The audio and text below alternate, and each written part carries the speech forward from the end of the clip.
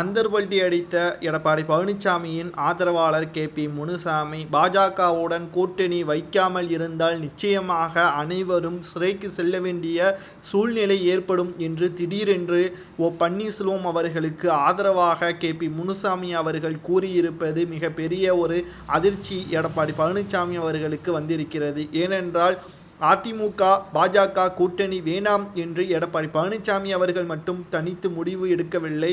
மாறாக அதிமுகவின் மூத்த நிர்வாகிகள் மற்றும் முன்னாள் அமைச்சர்கள், எம்எல்ஏக்கள் அனைவரும் ஒன்றாக சேர்ந்துதான் இனி பாஜகவுடன் கூட்டணி வைக்க வேண்டாம், தென் மாவட்டங்களில் பாஜகவிற்கு மிகப்பெரிய ஒரு பேரிழப்பாகத்தான் இருக்கிறது, இனி நாடாளுமன்ற தேர்தலிலும் சரி 2026 சட்டமன்ற தேர்தலிலும் சரி பாஜகவுடன் கூட்டணி வைக்க வேண்டாம் என்று எடப்பாடி பழனிசாமி அவர்களிடம் கூறியுள்ளனர்.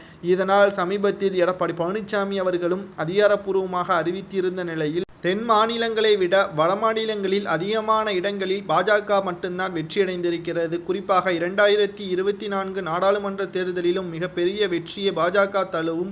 ஒருவேளை வெற்றியடைந்து விட்டால் நிச்சயமாக முன்னாள் அமைச்சர்கள் செய்த ஊழல் வழக்கும் கொலை கொள்ளை சம்பவங்கள் அனைத்திற்கும் ஆதாரங்களே இல்லாமல் சிறைக்கு செல்ல வேண்டிய சூழ்நிலை வரும். மத்திய அரசை பகைக்காமல் இருப்பதுதான் நல்லது என்றும் தற்பொழுது கூறியுள்ளார்.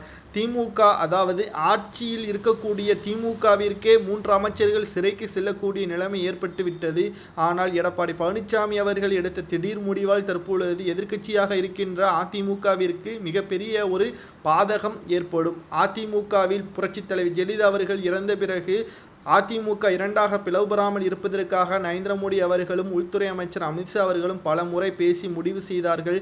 கடைசியில் எடப்பாடி பழனிசாமி அவர்கள் கையில் அதிமுக வந்த பிறகு பாஜகவை கழட்டி விடுவது நியாயமா என்று திடீரென்று கே.பி. முனுசாமி அவர்கள் கூறுவதுதான் எடப்பாடி பழனிசாமி அவர்களுக்கு அதிர்ச்சி ஏற்படுத்தியிருக்கிறது. ஒருவேளை கே.பி. முனுசாமி அவர்கள் விலைபோகி விட்டாரா என்றும் சி.வி. சண்முகம் அவர்கள் எடப்பாடி பழனிசாமி அவர்களிடம் கூறியிருக்கிறார். தற்பொழுது அதிமுகவின் நிலவரம் மிக மோசமாக இருப்பதாக அரசியல் வட்டாரங்களில் பேசப்பட்டு வருகிறது.